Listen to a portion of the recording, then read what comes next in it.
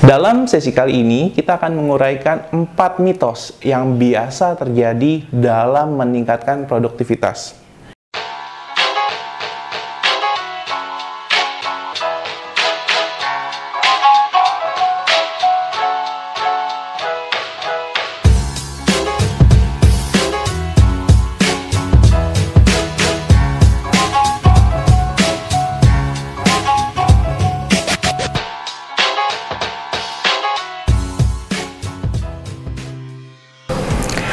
Tahun 2022 sebentar lagi kita akan masuki.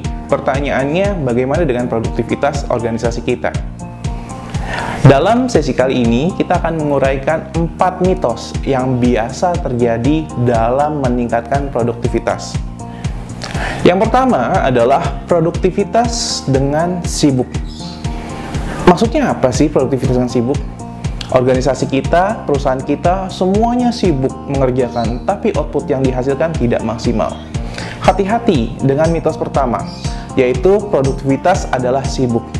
Kesibukan yang dilakukan oleh organisasi, kalau tidak menghasilkan sesuatu, kalau tidak menambah hasil yang didapatkan, ini adalah sebuah ilusi. Dan hati-hati dengan mitos yang pertama, produktivitas sibuk.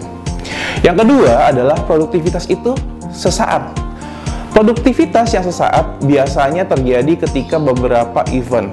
Misalkan di akhir tahun 2021, ada organisasi atau divisi atau departemen yang kejar-kejaran, yang luar biasa kerjanya, siang malam sampai pagi ketemu pagi untuk bisa mendapatkan hasil. Ingat, produktivitas bukanlah sesaat, tapi produktivitas perlu konsistensi. Dan ingat, untuk bisa meningkatkan produktivitas, kita butuh komitmen dari atasan sampai dengan level yang paling bawah. Yang ketiga, mitos dalam produktivitas adalah produktivitas itu membosankan. Ya, jelas membosankan. Kalau kita sebagai seorang leader hanya fokus pada hasil, hanya fokus pada laporan, hanya fokus pada uraian angka-angka, tapi Anda tidak pernah mendalami sebenarnya proses terjadinya produktivitas itu seperti apa, atau proses terjadinya output itu bagaimana, sehingga seluruh tim hanya fokus di hasil akhir, bukan proses bagaimana terjadinya atau memaksimalkan output yang diberikan. Dan mitos yang terakhir ini adalah mitos yang benar-benar sering terjadi. Produktivitas itu ya cepat. Cepat boleh, sama dengan salah satu metode atau tools yang digunakan dalam meningkatkan produktivitas, yaitu Lean. Tapi perhatikan prosesnya. Cepat boleh, tapi jangan sampai kita menghadirkan masalah baru, misalkan kualitas.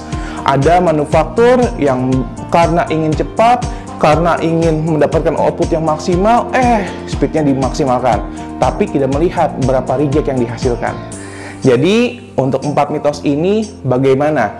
Mitos apa yang sering terjadi dalam organisasi kita? Dan pertanyaannya, bagaimana di tahun 2022 kita bisa meningkatkan produktivitas dari organisasi kita?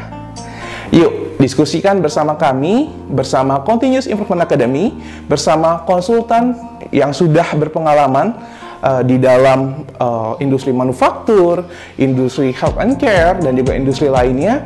Bersama kami, kita yakin kita bisa untuk meningkatkan produktivitas. Dari saya, Aditya Nugraha, founder Continuous Improvement Academy. Salam sukses, berkah.